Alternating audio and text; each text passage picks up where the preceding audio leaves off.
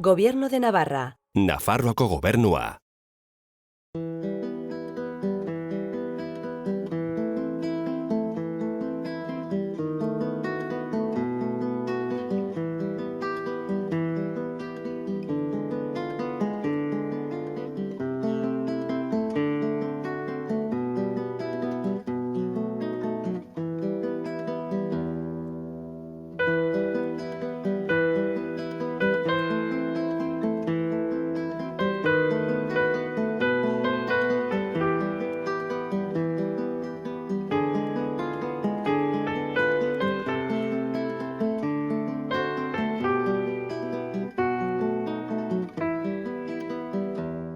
Atal honetan, frankismoaren errepresioaz aparte emandako bi faktore landuko ditugu, krisialdi ekonomikoa eta gizarte desorekak.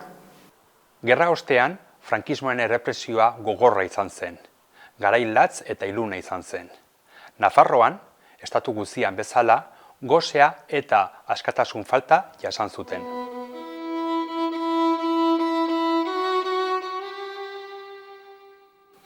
Egoera sozioekonomikoa aztertuz gero, gosea eta errepresioa nagusi zirela ikusiko dugu.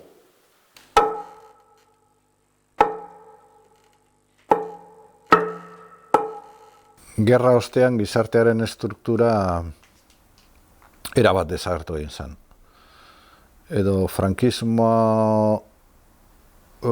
frankista hutsa bihurtu, edo iaia zure burua apatrida jo beharko zenun. Egitura erabat desagertu egin zen, gizartearen egitura, eta nik usten dut egindako zuloa ez badegu garai hori bizi, ez dugu inoiz ulertuko noraino iritsi izan, ez?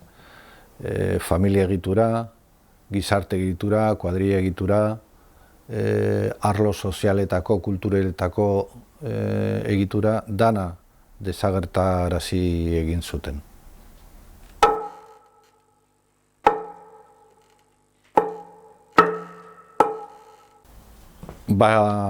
Nafarroari dagokion, gerra ekonomian ondorio izugarri izan zuen, ez? Lehenengo urtetan behintzat, basamortua, atzera pauso izugarria, datu ekonomikoen arabera kostatuko zaio Nafarroari 20-25 bat urte heltzera aurreko datuetara, eta horrek sortu egin zuen migrazio itzela. Migrazio itzela ez 19. mendean suertatu zen bezala Ameriketara, baizik eta ondoko herrialdetara. Gaur egun badakigu, eta garaian ere bagenekin, baina gaur egun argiagoa dago, Gipuzkoako eta bereziki Bizkaiko industrialdeko fabrikak neurri handi batean nafar langileekin osatu zirela.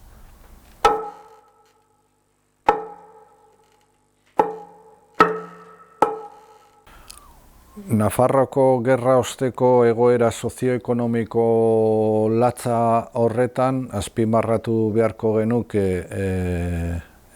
superbibentziako egoera bat izan zala, horregatik laborarien papera berpiztu egin zala, hain zuzen ere, elikagaiak eta bakoitzak berea lortzeko, baina familia ugariak izan zirelako irtenbide gutxi. Gozea eta gozetea zabaldu egin zen, eta gezurra dirudiarren gozez hildako batzuk ere garaiko egunkarietan azaltzen ziren. Migrazioa ere egon zala eta egoera sozioekonomikoaren ostean nik usten dut egon zala nolabaiteko barrura begirada bat, ez? Autarkia bat eta ekonomi oso lokala, oso mugimendu gutxiarekin.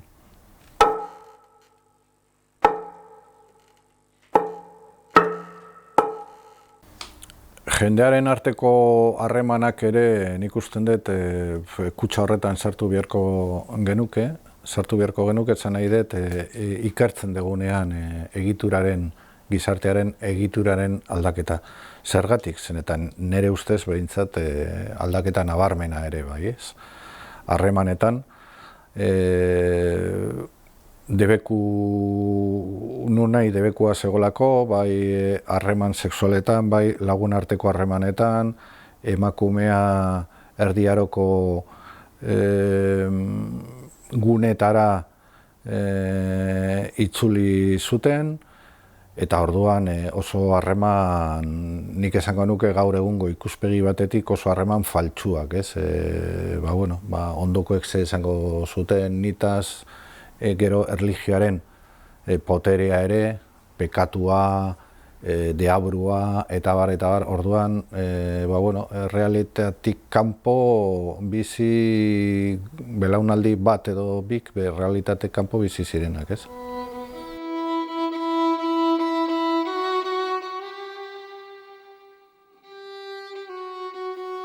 Frankismoaren gabeziek eta errepresioak bertakoen bizimoduak eraldatu zituen.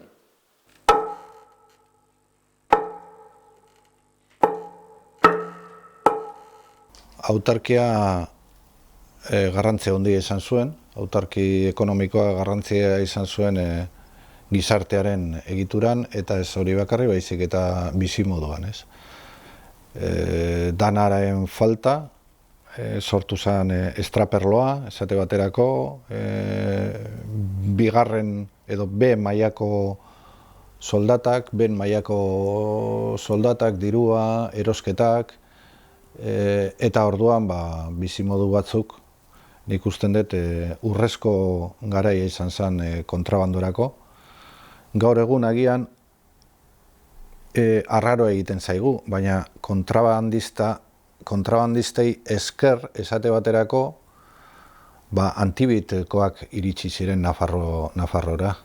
Gaur egun pentsatuko genuke hori erokeri bada, baina horrela izan zen. Horrek, adibide besterik ez da, baina horrek erakusten du zenolako itxiera eta autarkian bizi izan gure aurreko belaunaldien gizartea.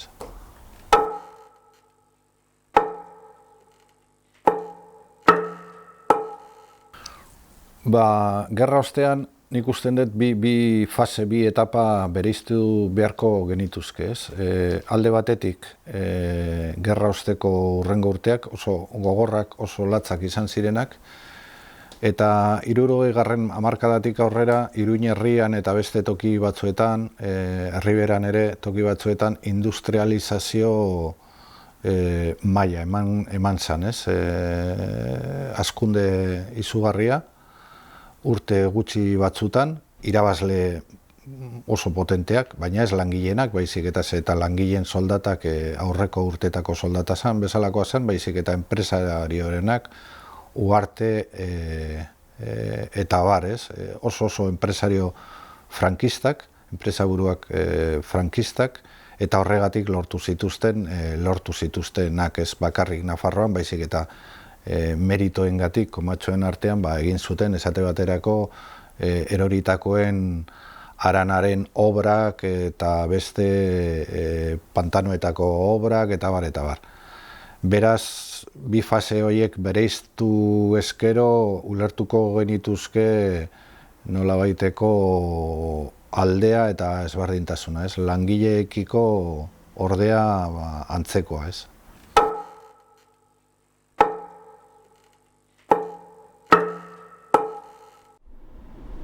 1936ko kolpean abian izan ziren errepresio formak bere goetan mantendu ziren, ez? Bereziki kartzelaratzeak, demorak aurrera egin ahala, jada judizioz kanpoko erailketak ez ziren eman, gerra osteak aurrera egin ahala, baina pentsatu behar dugu gerra ostean estatu berri bat esartzen dela, erregimen berri bat ezarri zela, eta erregimen berri horrek nolabaiteko oinarriak ipini zituen haren kontra edo aretatik, bere oinarrietatik kanpo geratzen zen elementu, jarrera, talde edo jarrera hartzeak erreprimitzeko edo jasartzeko, ez da? Kaso horretan pentsatu behar dugu, gerra ostean eta frankismoa ezarri bezain pronto, sindikatua legez kanpo utzi ziren, alderdi politikoak ere, langileak euren eskubideak edo egoerak defendatzeko tarterik gabe geratu ziren, biltzea debekatuta zegoen, manifestatzea debekatuta zegoen, ez zegoen prentsa askatasunik. Orduan, zen motatako errepresioa pairatu zen, eskubide horiek gauzatzen saiatzen zen ororen kontra, erregimen berriaren kontrakotzat hartu eta erreprimitu egiten zen. Atxilotu, kartzelaratu, propaganda eramateagatik, komunista, sozialista, abertzalea, atxilotzen zituzten eta kartzelaratzen zituzten, ezin zen grebarik egin, debekatuta zegoen grebarik egitea, orduan saiakera guzti horiek nolabait, erreprimituak edo jazarriak izaten ziren. Horietaz aparte, zer gehiago komentatu dezakegu? Errepresio ekonomikoa, ondasunen konfiskatzeak, lapurretak, isunak, are, inkluso seme-alaben izenak aldatzera behartu izatea, adibidez.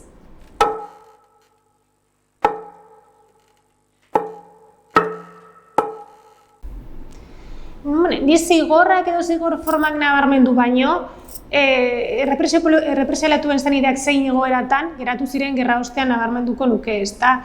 Pentsatu behar dugu oso kontrako egoera batean ikusten zirela edo geratzen zirela errepresialatuen zenideak. Pentsatu, emakume bat bakarrik, senarra edo familia burua erailda edo kartzelaratua eta berak bakarrik familia aurrera atera beharra, ez? Gainera, gerra osteakoa bezalako miseria, pobrezia eta gozea bezalako egoera batean. Orduan horrek zer eskatzen zuen emakume horrek lan egin behar izatea zenbait enplegu desberdinetan, karitatera jo beharra. Gainera kontutan hartuta gerra osteko kontestua. Gerra osteko kontestuan zure senide bat errepresaliatua izan bazen nolabait erregimenaren kontrakotzak edo desafektotzat jotzen zen, ezta? Eta hau kaso askotan inkluso bazterketa soziala eragin zuen familia horiengan eta senide horiengan, ez? Orduan, nik egoera hau eta bizitza eta bizirauteko egoera hau bizi behar izatea nabarmenduko nuke zentzu horretan.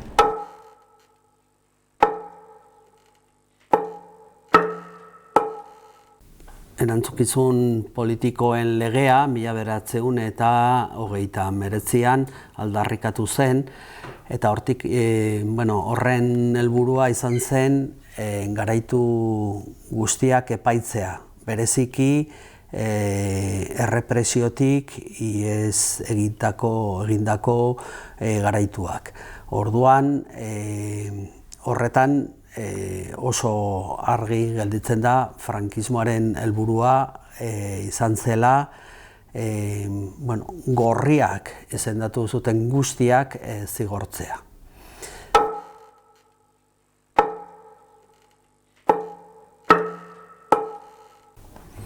Egia esan oso ekintza gutxi egin dira honen inguruan. Bai, nolabait omenaldietan errepresialatu guztiak sartu dira bere babesean, adibidez, maizuen aldeko omenaldian, orduan omenaldi horietan ere erankizun politikoen legeak zigortutako pertsonak ere babestu zuten. Baina horretaz gain oso ekimen gutxi egin dira pertsona hauek gogoratzeko.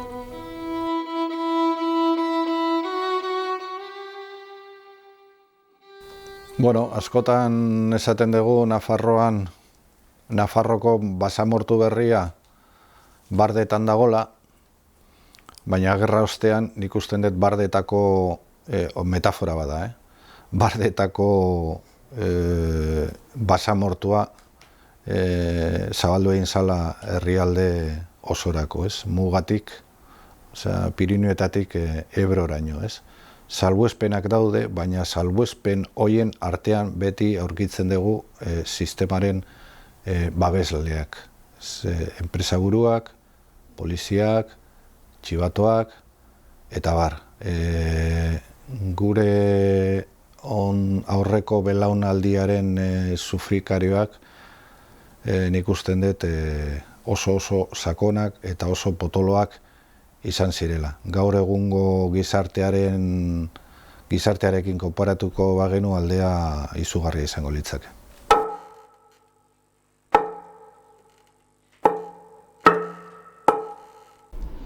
Errepresioa gerra ostean nolabait funtzio bat betetzen zuen, bete zuen estatu berriaren ezarmenduaren prozesua burutu ahal izatea, oposizioaren berregituraketa eragoztea, eta nolabait populazioa menpean edo kontrolpean izatea. Zentzu horretan nik uste frankismoa, erregimena, gerratik eta errepresiotik jaio zela, eta frankismoak iraun zuen ere errepresioaren eskutik.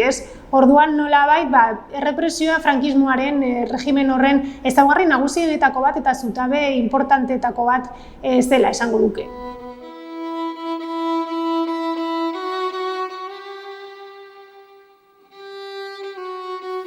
Orokorrean, herritarren bizitza gogorra bazen ere, are gogorragoa zen emakumeena.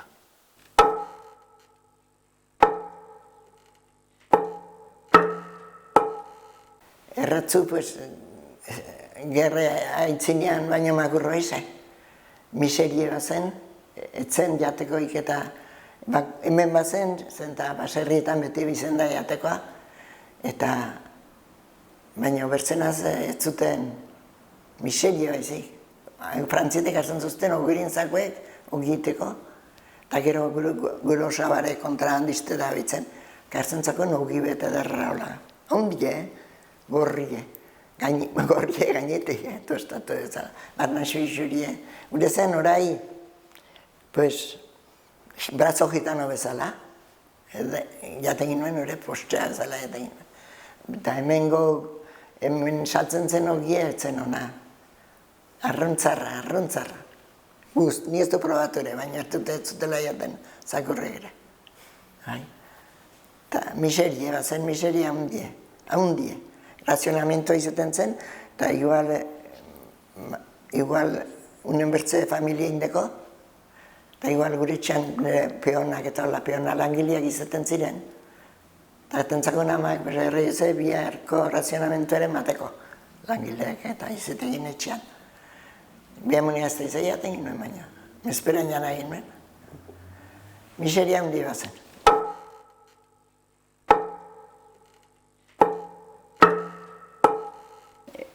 Jateko baginuen razionamentue.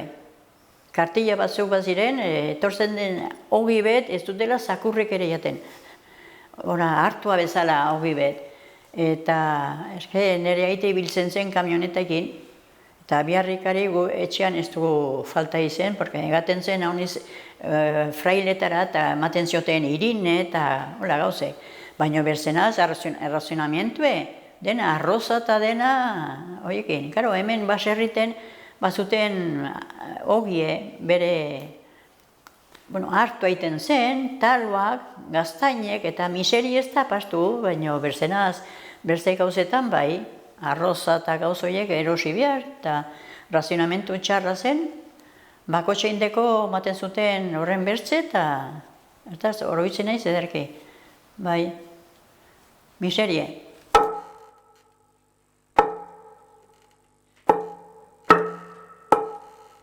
Emakumeak hemen nahiko esklabo. Emakumea beti gizon angiletik lanean, eta gero etxera torrite, etxeako lanak egin behar, eta etzen alternatzen emakumeak, orai bezala, elkarrekin, eta beti etxean lanean, gizona merkatureta, Andrea, lanakin. Eta aziendekin tola, hemen laborarie baitzen dena, gehiena, botikek etolatuztenak, ez bertze, dena laborarie. Eta azienda guitik gainera. Ez hori bezala inbertze ardeite. Andrea gola bizizien. Ez baitzen, etzen libro Andrea. Hala atratzia eta ostatuetara eta. Libro zintzen baina, fama txala maten zuten. Ez du hau nire marazik, Andrea atratzen. Hoi beturtera, hola izin dugu. Aitzinean esklabo denak etxean.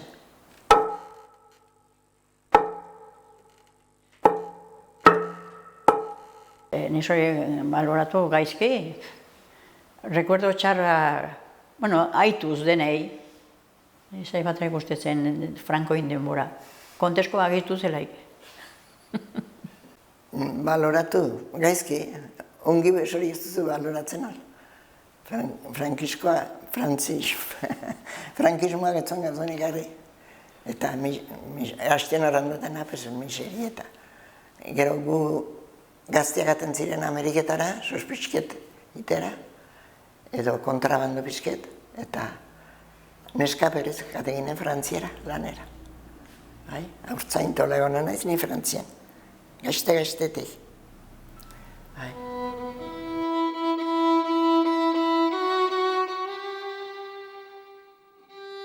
Oroimen historikoa berreskuratzeko lanak egiten ari dira azkeneko urteetan.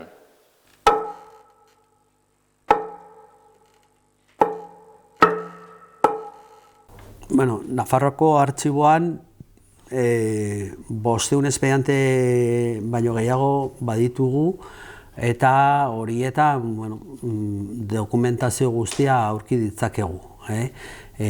Gero, badaude beste dokumento batzuk, Salamankan, adibidez, baina nahiko bilduta dago dokumentazio guztia bai.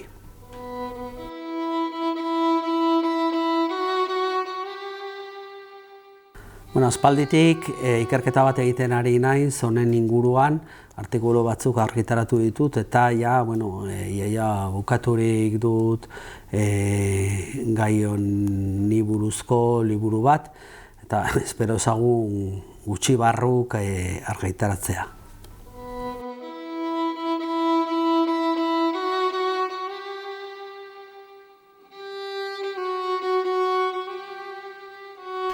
Gerra osteko hausnarketa hitz batean,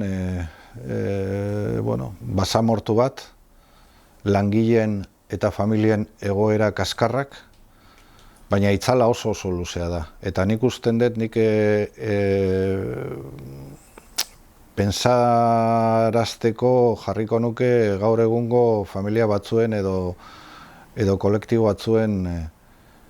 kolektibo batzuen adibidea, migrantenak esate baterako, lan prekarioa, gazteak bezala, lan prekarioa, batzutan barrakoietan lan egiten dute lanera joten direnean, batzutan enpresaburuek ez diete ordaintzen hitzartu dutena, en fin, gaur egun Nafarroako herri askotan ezagutu ditugun egoerak. Egoera horiek hain zuzen ere, gerra osteko iaia familia guztiak pairatu zuten garaian, ez? Orokorrean gerra ostea esaten den bezala, jendeak bizi baino biziraun egin zuen, ezta? Gerra osteko egoera orokorrak populazio orokorrean edo orokorrean populazio guztiarentzat miseria, goze, arrazionamendu, garaia izan zen. Errepresialatu esan idei buruz hitz egiten dugunean, gainera horri beldurra gehitu behar diogu, ez? Beldur handi bat bizitako errepresioaren edo errepresioaren gatik, ez? Orduan nolabait ikusten da, gerra ostean errepresioaren edo 1936ko errepresioaren epe luzerako ondorioak nolakoak izan ziren, ezta? Beldur horrek gainera eragin izan du eta hala ematen da historia familiarren baitan askotan, beldurrak eragin zuela urte luzez familiaren historioa edo familian gertatutakoa isilpean edo ezkutuan mantendu ahal izatea, ez? Orain, belaunaldiak geroago, seme-alabak ez, ilobek aurkitu izan izatea zer gertatu zitzaion bere aitonari edo bere birraitonari familian inoiz horren inguruan hitz egin zelako, ez? Azken batean, gerra osteko eta errepresioak betetako funtzio edo beldur horretatik eratortzen da, ez askotan, isiltasun hau edo gerra ostetik aurrera frankismo osoan iraun zuen beldur horrek. Erantzun politikoen legeak bertan bera uzten du hipotesi bat. Hau da, gerra zibila anaien arteko gatazka izan zela. Gerra amaitu ondoren, aldarrikatu zen, eta hortik aurrera gorriak izendatu guztiak zigortzen saiatu zen. Inolako akordiorik edo elkar bizitza lortzeko ekimen martxan abiatu gabe.